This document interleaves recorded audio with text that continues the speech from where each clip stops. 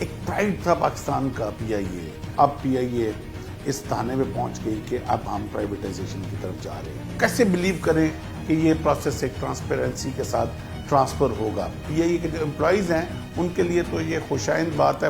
السلام علیکم.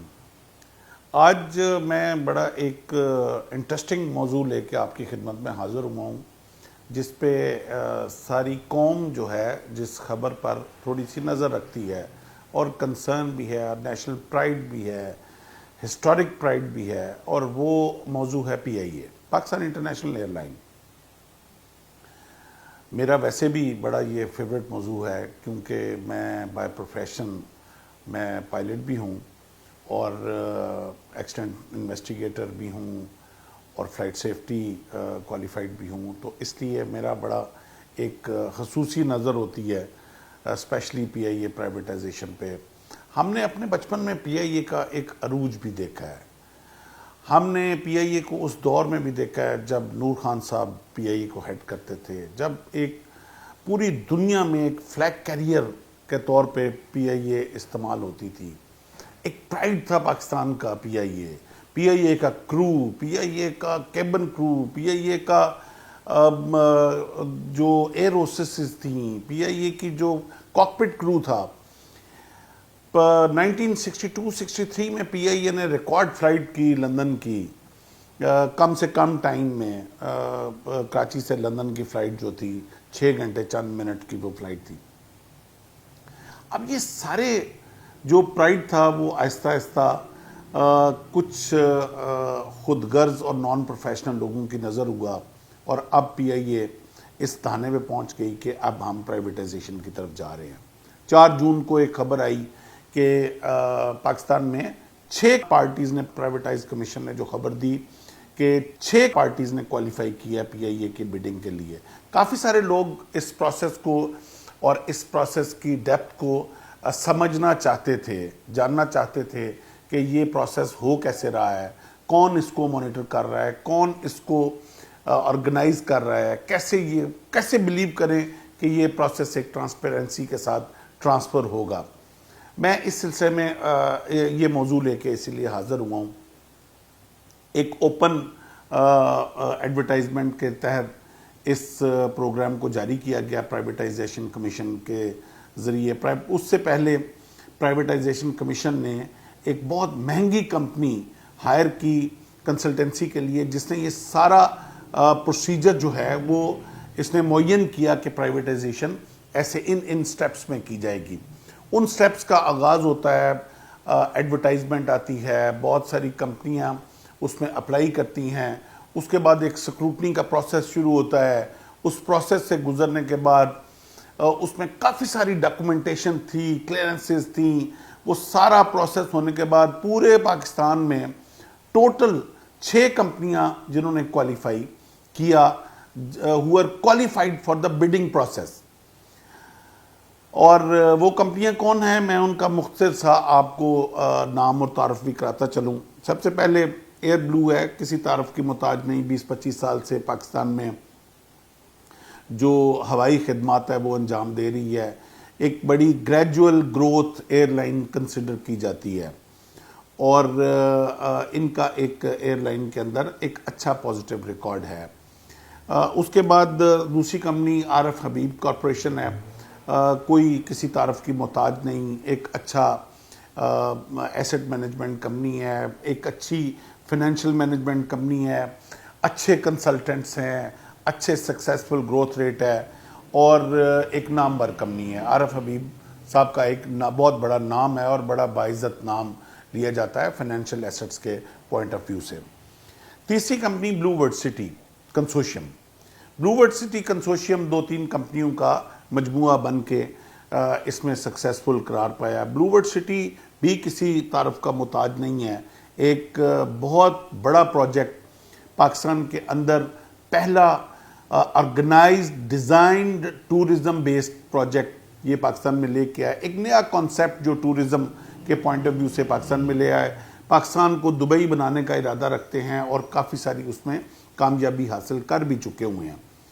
بہت بڑی سوچ، بہت بڑی ویژن کے ساتھ یہ کمپنی اپنے پروجیکٹس کو لے کے چلتی ہے، اور ہمیں خوشی اس بات کی ہے کہ اس پروجیکٹ کو پی آئی اے کو کے اندر انہوں نے جو انٹرسٹ شو کیا ہے وہ اس بات کا اندیہ دیتا ہے کہ پہلے ان کا اپنا پروجیکٹ ٹورزم بیسڈ ہے، اور اس کے ساتھ اگر پی آئی اے کنیکٹ ہوتی ہے تو یہ جس طرح ایک دبئی اور ایمریٹس کا آپس میں کمبینیشن ہے، وہی کمبینیشن ہمیں یہاں بلو برڈ سٹی اور پی آئی اے کا دیکھنے میں مل رہا ہے۔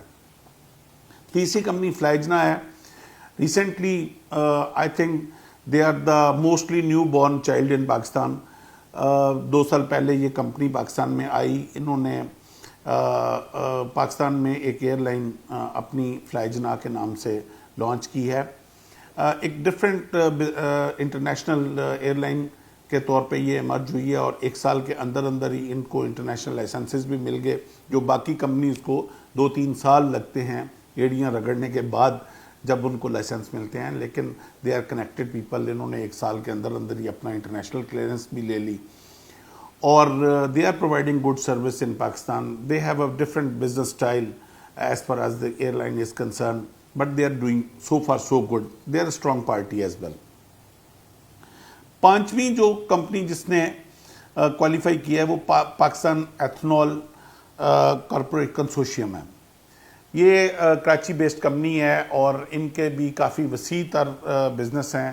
ان کے شوگر ملز اور ڈفرینٹ سیمنٹ، کافی بڑے بڑے پروجیکٹ، پاور جنریشن، کافی اسٹیبلشڈ کمپنی ہے اور کافی بڑا نام ہے بزنس میں۔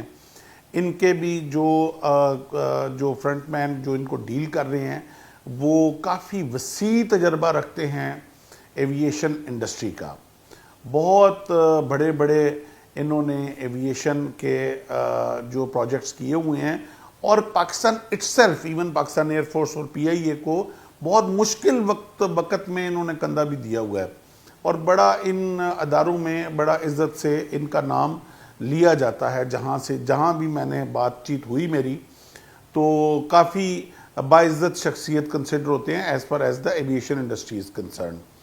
جو چھٹی پارٹی ہے Yunus Brothers, Y B Brothers holding ان کو کہتے ہیں، اور یہ بھی کراچی بیسڈ بزنس کمیونٹی ہے، اور بیسک بزنس ان کا سیمنٹ کا بھی ہے، اور سیمنٹ کے ریلیٹڈ اور کافی ساری پروڈکٹس ہیں ان کی، اور ان کا بھی انٹرسٹ لینا پی آئی اے میں میرے لیے تھوڑا سا شاکنگ تھا، بیکاز کوئی connection somehow the other ان کے اوریجنل بزنس سے اس بزنس کا بن نہیں پا رہا تھا۔ بہرحال ایک اچھی خوشائند خبر یہ ہے کہ انہوں نے بھی کوالیفائی کر لیا ہے۔ تو ٹوٹل 6 پارٹیز ہیں۔ اب اگلا پروسیس یہ ہے کہ یہ 6 پروسیس اپنی اپنی تیاری کریں گے، اپنے ڈاکومنٹیشن کریں گے، اپنی ڈیو ڈیلیجنس کریں گے۔ اس کے بعد یہ پروسیس میں آگے جو بیڈنگ ہونے جا رہی ہے وہ 6 اگست کو ہونے جا رہی ہے۔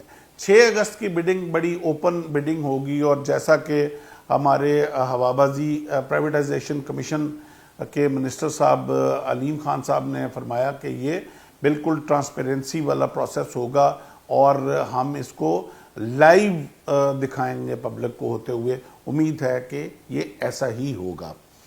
ہمارے منسٹر فائنانس نے جب بجٹ اناؤنس کر رہے تھے، میں وہ تقریر ان کی لائیو سن رہا تھا، اس میں انہوں نے یہ بات فرمائی کہ ان کو ایکسپیکٹڈ ریونیو جنریشن جو پی آئی اے کو سیل کرنے کے بعد وہ آنے والا ہے، وہ تقریباً کوئی 30 ارب کی فگر انہوں نے بتائی، جو کہ ہم نے ٹی وی پہ سب نے سنی۔ یہ بھی ایک بہت اچھی خوش آئند بات ہے، لیکن دیکھنا یہ ہے کہ اس 30 ارب میں جو آپ ایکسپیکٹ کر رہے ہیں، آپ ان کمپنیز کو جو کہ ایک سکسیسفل بزنس میکنگ کمپنیز ہیں پاکستان میں، ان کو 30 ارب میں دے کیا رہے ہیں۔ یہ بہت ضروری چیز ہے کہ ایک بزنس مین جو ہے وہ یہ ضرور دیکھے گا کہ وہ 30 ارب تو آپ ایکسپیکٹ کر رہے ہیں اس سے، لیکن اس کے بدلے میں آپ اس کو دے کیا رہے ہیں، لائبلٹیز کتنی دے رہے ہیں۔ ایک ایشو اور ہے جو میں ایز فار ایز پی آئی اے کے جو امپلائیز ہیں ان کے لیے تو یہ خوشائند بات ہے، بہت سارے لوگوں کو کیا سرائیاں چل رہی ہیں کہ پی آئی اے پرائیویٹائز ہونے کے بعد جو تمام ملازمین ہیں پی آئی کے وہ فارغ ہو جائیں گے۔ ایسا بالکل کچھ نہیں ہو رہا۔ کانٹریکٹ میں اور بڈنگ انسٹرکشن میں یہ شامل ہے کہ 7,300 امپلائیز جو ہیں وہ جو کمپنی بھی پرائیویٹائزیشن میں بڈنگ میں کامیاب ہوگی وہ 7,300 امپلائیز آن بورڈ ساتھ لے گی، جس کو بقول بزنس مین ٹرمنالوجیز میں جو ان کو جہیز میں ملیں گے. تو امپلائیز کو پریشان ہونے کی ضرورت نہیں ہے، وہ ان کے ساتھ ہی اگلی کمپنی میں ٹرانسفر ہو جائیں گے، اور منیمم 3 سال تک جو ہے وہ کمپنی پابند ہوگی ان کو رکھنے کے لیے.